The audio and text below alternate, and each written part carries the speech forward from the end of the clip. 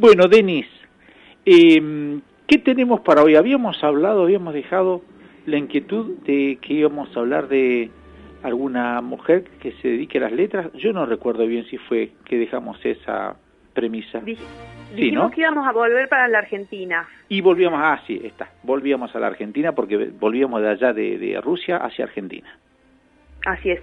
Y tenemos, hoy por primera vez en nuestro ciclo, a una mujer maravillosa que es... Sí, perdón, diga. No, porque los 3 primeros capítulos habían sido caballeros. Habíamos estado con Borges, con Homero y con Fyodor Dostoyevsky, ¿no es cierto? Claro. Así que, ya nos tocaba alguna chica, y bueno, pero no es por eso, sino porque es una escritora y una creadora maravillosa, que a mí me encanta, que es la señora Beatriz Guido. Perfecto. Bien. A diferencia de lo que pasa con los 3 anteriores que tuvimos, ella a lo mejor no es tan conocida por la mayoría de la gente hoy en día, si bien en su momento ella vive en Argentina, rosarina. Ahora voy a contar un poco. Durante el siglo XX, nace en 1924, y bueno, en los 60, durante lo que se llamó en literatura el boom latinoamericano, el boom de la literatura latinoamericana en el mundo. Pensemos en García Márquez, en Cortázar y demás. Sí. Bueno, y en un sistema enorme de otros escritores y escritoras que ahí proliferaron, estuvo ella entre esos, y era una celebridad total en su momento. Y me gustaría hoy contar un poco de su vida, hablar un poco de su literatura y hacer una especie de operación de rescate de su valor como artista y como escritora. Pues entonces la vamos a conocer ahora. Así es, bueno, para empezar contamos que nació en Rosario en 1924. Bien. Su primera novela es La Casa del Ángel, del año 54, la escribe publica con 30 años, recibe un premio ya, y esa novela prefigura su universo narrativo. Es decir, siempre aparece introspección psicológica de los problemas de la adolescencia y una visión muy crítica de las clases tradicionales. Ahora vamos a ver que Beatriz era una chica de una familia bien, digamos, como se dice, sí. Una familia de clase alta burguesa. Ajá. Antiperonista, recalcitrante, ofrece una visión crítica de la burguesía a través de indagar lo histórico, lo social. Esto aparece casi en todas las novelas: La Caída, Fin de Fiesta, La Mano en la Trampa, El Incendio y las Vísperas. El Incendio y las Vísperas es su novela más exitosa, digamos, lo leyó todo el mundo, y se trata sobre un hombre que traiciona su origen para obtener un cargo durante el gobierno de Perón, y después de esto Arturo Jauretche le dedica un capítulo del libro El Medio Pelo Argentino, ¿vio? Ese libro tan conocido, y en el libro dice que ella era el medio pelo y que esos eran sus lectores. Y que Guido era una escritora mediocre, y ella no se asustó, por el contrario, le dijo: ojalá siga hablando mal de mí, así sigo vendiendo. Bueno, era una mujer que sabía aprovechar todas las circunstancias que tenía. Claro, que se presentaban en la vida. Uh-huh. Ella fue una mujer, según decía, marcada por 2 relaciones grandes en su vida, con su padre primero, Ángel Guido, y luego, es conocida porque todo el mundo siempre dice: sí, la mujer de Torre Nilsson, de Leopoldo Torre Nilsson. Claro. Que sí lo fue, pero ahora vamos a contar un poco por qué eso es así, pero más allá de que solo era de... que es algo que pasa mucho en la historia, la mente. Estas están a la sombra, digamos, de los tipos. De su pareja. Fue alguien que ¿cómo se dice? La fogoneó mucho para que ella... El padre fue uno de los arquitectos que diseñó el monumento a la bandera de Rosario. Imagínate. Bien. Participó en la reforma universitaria de 1918. Una persona un arquitecto muy conocido, muy exitoso. Y él fue rector de la Universidad del Litoral también durante el peronismo. A Beatriz no le daba decir esto porque ella sostenía que el peronismo había perseguido a su familia, pero lo cierto es que durante el gobierno de Perón al padre le otorgan el cargo de rector de la Universidad del Litoral. Importantísimo cargo. Sí, claro. A pesar del padre, que el padre no era peronista, digamos. Claro. Con respecto a la línea materna, la madre es Berta Irín, una mujer actriz, que hay muchas anécdotas muy divertidas. Ella se encarga de fomentar también las cualidades artísticas de la hija. El padre, ¿cómo lo hace? Llevándola a todos lados de viaje, porque el padre había querido tener, dicen, un hijo varón, entonces, como ella era la primera de 3 mujeres, el padre todo lo que pudo se lo dio para que ella triunfara. Él le dijo, vos vas a ser famosa. Y le publicó el primer libro, que era malísimo, bueno, y así. Y la madre también buscó como fomentar sus cualidades de artista. Durante la infancia de Beatriz Guido pasan por su casa personajes como Lisandro de la Torre, Rubén Darío, Diego Rivera, Leopoldo Lugones, como habitués de la casa, digamos. Se cría ella en ese ambiente cultural. Y bueno, hay anécdotas divertidas que la relacionan con mucha fantasía ella, con muchas mentiras directamente sobre su origen, sobre su vida. Por ejemplo, esto que decía de los personajes célebres que pasaron por su casa. Algunos sí, algunos tal vez no, y las historias que ella cuenta, digamos, hay que tomarlo con pinzas todo. Pero ella tenía una visión de... ¿Me escucha? Sí, perfecto, la estamos escuchando. Bien, ella tenía una visión de la mentira como algo propio de algo relacionado directamente con la literatura. Es decir, dice, cuando uno está haciendo una narración, uno está mintiendo en el sentido de que no está diciendo la verdad. Entonces ella decía, yo no miento, yo corrijo lo que la realidad tiene de erróneo. Y así, bueno, hay un montón de anécdotas sobre ella exagerando detalles. Por ejemplo, cuando conoce a Leopoldo Torre Nilsson, que fue su segundo marido, lo conoce en la casa del matrimonio Sábato, y le dice, estoy fascinada por su película El crimen de Oribe, la vi en portugués, dice ella, y es una película que no se había estrenado en portugués. Entonces, al otro día Leopoldo Torre Nilsson fue a la productora a reclamar porque estaban poniendo su película subtitulada si él no había permitido. Bueno, y así. Mil anécdotas. ¿Qué era eso? ¿Qué tenía como que mentía, o que me queda la sensación esa, o no? Sí, era una mentirosa compulsiva, así es. Se la considera así. Así se la considera según los biógrafos, y todas las personas que la conocieron dicen que era tremenda. Más allá de todo lo que escribió y todo lo que hizo en el cine con su marido, todo, pero tenía, bueno, ese defecto, podríamos decir. Ella dijo, yo capitalizo mis defectos. ¿No se dieron cuenta? Les preguntó una vez a unos periodistas que la habían querido apretar, no sé con qué. Ella es condición de su literatura, esa capacidad para fabular, para agregar. Ella decía, yo siempre tuve el pelo negro, pero mi madre desde los 8 años me tenía el pelo de negro, porque decía que a la realidad había que agregarle algún elemento más. Bueno, y como usted dice, sí, ella, algo muy interesante y que a mí me interesa para ese bloque que hacemos hoy es, me parece importante rescatarla como escritora, porque no es una persona muy conocida hoy en día, más allá de los círculos de gente que por ahí sí conoce más de literatura y todo, pero en una librería, en los anaqueles de las librerías no. Claro. Uno no ve libros de Beatriz Guido. Yo los que conseguí, por ejemplo, yo llegué a su literatura gracias a las películas, eso es cierto. Ah, bien. Son todos libros que tengo ediciones de 1950 o cosas así. No es que las editoriales hoy en día están publicando las obras completas de Beatriz Guido, como si se hace con otros escritores. Entonces que se pongan las pilas las editoriales y que dejen de publicar tanta autoayuda y que pongan poco de literatura. Bueno, porque ella es realmente alguien que vale la pena leer, que retrata un momento histórico con una sensibilidad hermosa. Quería decir, bueno, sobre la relación con Torre Nilsson, lo dejamos hablar a él, dice Torre Nilsson. Beatriz coincide por medio de sus novelas de gran imaginación perfectamente con mi universo. Me siento colaborador de sus novelas tanto como ella es colaboradora de mis películas, más allá del simple argumento. Juntos inventamos situaciones, diálogos y personajes, y llega el momento en que ya no nos acordamos muy bien de a quién pertenece tal situación o diálogo. Es decir, no es que ella escribía los argumentos que el tipo filmaba y él hacía todo, sino que está documentado que los dos trabajaron de una manera muy sólida. Las personas que los conocieron dicen que parecía una sola persona. Entonces me parece que eso hay que devolverle el mérito a ella también, porque, por supuesto.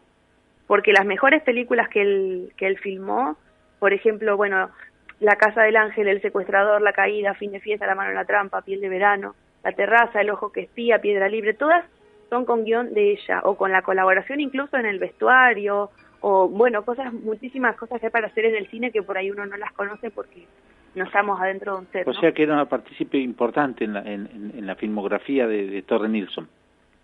Sí, y además por una cosa más, él era muy tímido, era muy recatado, muy serio, lejano, sí. Y ella era un encanto y como le digo, ella sabía cómo convencer a cualquiera, era una mujer hermosa además. Entonces dicen los actores que iba y te decía, nunca Leopoldo filmó a nadie tan bien como saliste vos en esa toma. Después iba otro y le decía lo mismo. Y así se compraba a todo el mundo, viajó a Europa, consiguió que la película, creo que La Casa del Ángel sea proyectada en el Festival de Cannes, o sea, en una sala menor y todo, pero y así se llegaron a Europa. Claro. Sí, sí. Y así le consiguió, entre comillas, a él una visibilidad, y él a ella también, por supuesto.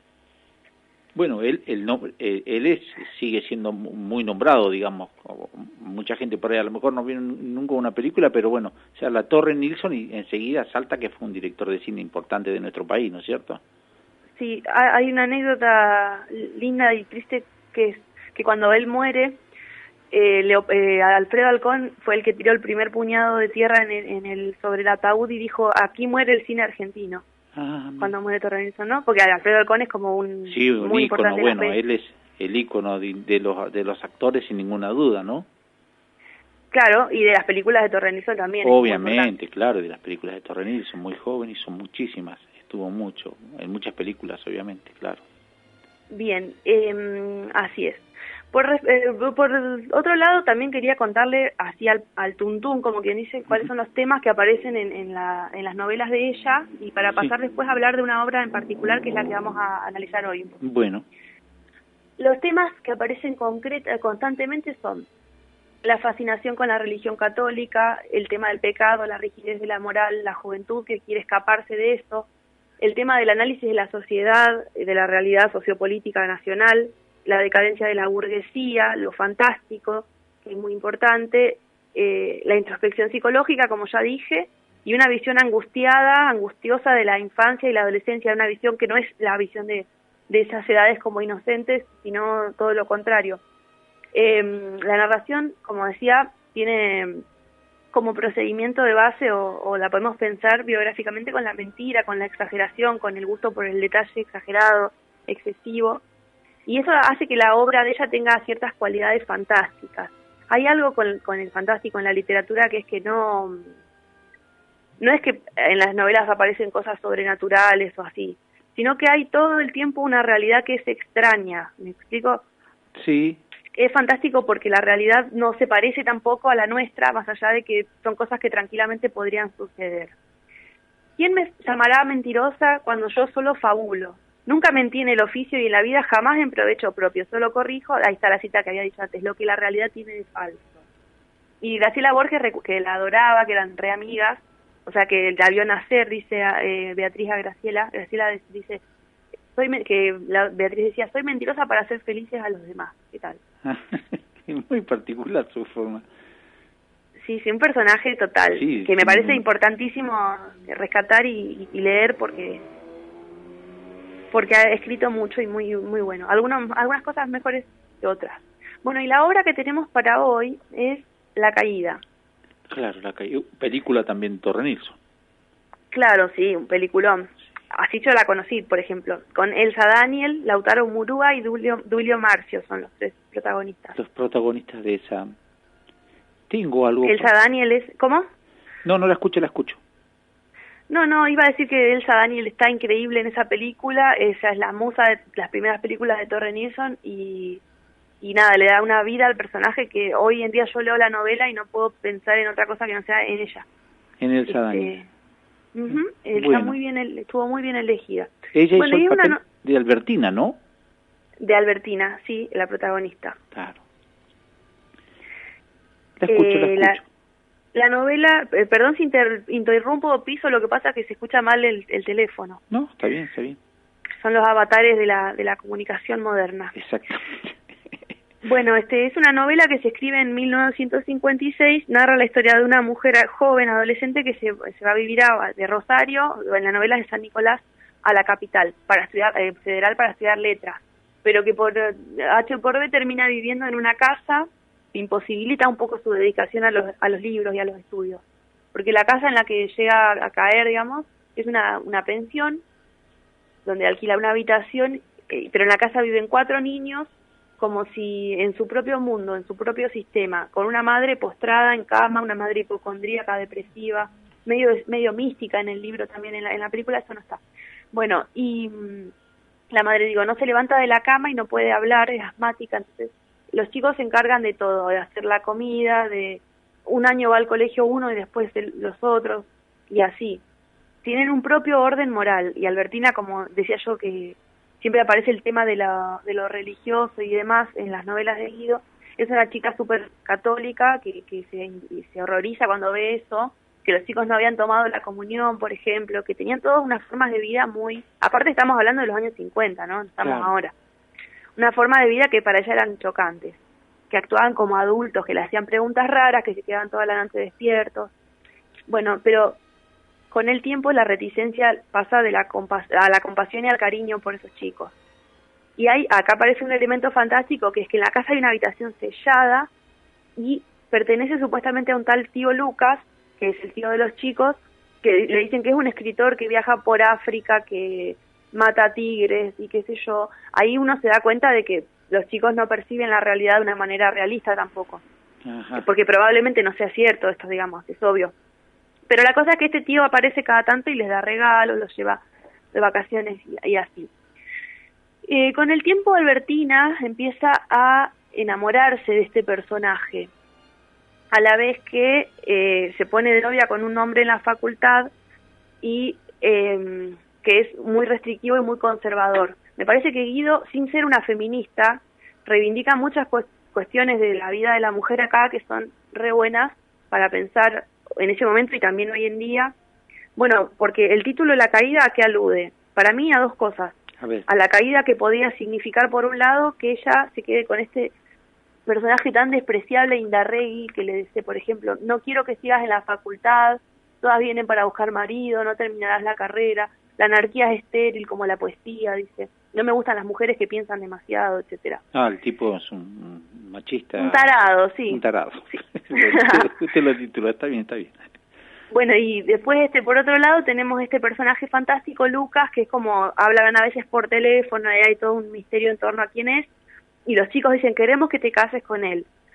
Bueno, y al final de la novela, Lucas vuelve a Buenos Aires de visita, a conocerla a ella en realidad, y Albertina, él le dice, quédate, seremos felices con los chicos, y qué sé yo, pero ella decide escapar. Me gustaría si usted nos puede leer el capitulito final, la página final del texto para ver un poco el estilo de Beatriz y para ver cómo se termina esta historia. Sí, cómo no. ¿Tenemos tiempo? Sí, tenemos tiempo. Sí, tenemos unos minutos. Usted dice el fin, me dice que lea. Sí, el capítulo 32, me parece que es. Bueno. 22. Dice, el que comienza diciendo, amanecía. Amanecía, la única conciencia de sí misma eran las lágrimas que rodaban por sus mejillas. Pensó que si tomaba el tren de las 7 llegaría a San Nicolás a las 11. Juan Belluomo la llevaría en su coche de plaza hasta la casa de sus tías. Quizá esa misma tarde iría a Rosario para inscribirse en la facultad. No, debo volver a verlos nunca más. Debo escribirles como hacía antes Lucas. Subió al tren, casi vacío. Entonces comenzó a llorar con un extraño quejido. Después buscó papel y escribió: queridos míos, Albertina, vuestra Albertina, viaja con un séquito de 7 camellos y se interna con el cazador Lucas en la desolada pampa de la provincia de Buenos Aires. Apoyó su frente en el vidrio de la ventanilla y pensó, si la mando por expreso, a lo mejor la reciben esta noche y la leen 1 y 1000 veces a las 2 y a las 3 de la mañana. Después continuó, que Lucas no me busque, he de regresar cualquier noche o cualquier tarde de marzo. Dejó la carta, tomó otro papel y escribió inconscientemente, fue Laura quien me abrió la puerta, y corrigió, fue Laura quien abrió la puerta. La esperábamos. quisiera ver la habitación que alquilaban a una estudiante de filosofía y letras. Apoyó su frente en el vidrio empañado por su aliento y comprendió que si no seguía escribiendo podría morirme muy fácilmente. Cuando llegó a San Nicolás, había terminado los primeros capítulos de este relato. Inmóvil, dejó el andén, vio partir el tren donde su mismo asiento una muchacha escribía en el vidrio empañado un nombre, Lucas. Así es, el final, muy bien. Ve cómo ella se transforma en el narrador, es muy inteligente ese recurso. O sea, desde el tren empieza a escribir la novela que acabamos de terminar. Exactamente, sí. Y bueno, se escapa de esa vida de familia, me parece hasta transgresor para una persona, o para una novela de los años 50. Lo que moralmente hubiera sido correcto, entre comillas, sería que se hubiera quedado a cuidar a los chicos y qué sé yo. Claro. Pero ella quería seguir su destino y su propia determinación. Es un buen libro, yo recomiendo, si me permite, Claro que sí. Que a quien le interese o le haya interesado esta historia vaya corriendo. Bueno, la novela es un poco más difícil de conseguir, pero la película La Caída está en YouTube. Ah, bien. Completa. En YouTube, Leopoldo Torre Nilsson, La Caída. Bueno, ya sabemos que no está solamente Leopoldo Torre Nilsson, sino que trabajó mucha gente más también. Entre ellos esta escritora que es maravillosa. Perfecto. Me alegra que hayamos podido traerla y tenerla hoy. Bueno, a mí me alegra también que hayamos compartido este espacio y bueno, Dios mediante la esperamos el próximo martes, Denis, y bueno, veremos. Usted dirá o si no, será sorpresa el próximo martes. Lo que sí puedo decir solamente es que vamos a ver un poco de poesía. Poesía, argentina. Buenísimo. Bueno, es importante. Poesía. Bien. Bueno. Será hasta la otra semana, que tenga una linda semana. Y bueno, igualmente. Estamos en contacto como siempre.